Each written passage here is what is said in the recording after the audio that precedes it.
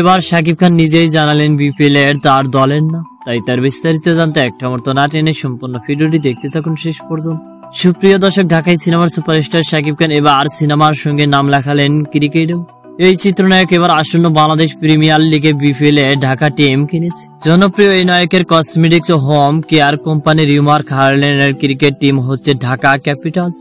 দর্শকদের এই নামটি চূড়ান্ত করার পর বুধবার 2 অক্টোবর সন্ধ্যায় গুলশানের রিমার্ক হার্ল্যান্ডের হেড অফিসে ঢাকা ক্যাপিটালস টিমের মালিক হিসেবে লোগো উন্মোচনা করেন শাকিব খান।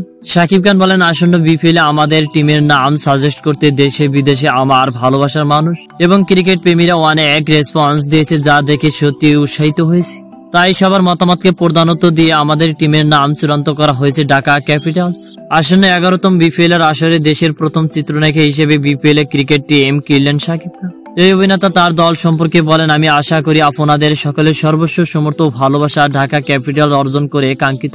শাকিব খান ভক্তরা নায়কের এই নতুন নিয়ে উৎসাহিত, অনেকেই তাকে শুভকামনা জানিয়েছে। ক্রিকেট প্রেমী ও ক্রিকেট সংশ্লিষ্টরা শাকিবের বিপিএল এ অংশ নেওয়ার বিষয়টি বেশ ইতিবাচক ভাবেই দেখছে। প্রিয় দর্শক, এ বিষয়ে আপনার মন্তব্য কি তা নিশ্চয়ই কমেন্ট করতে ভুলবেন না। অসংখ্য ধন্যবাদ পুরো ভিডিওটি দেখার জন্য।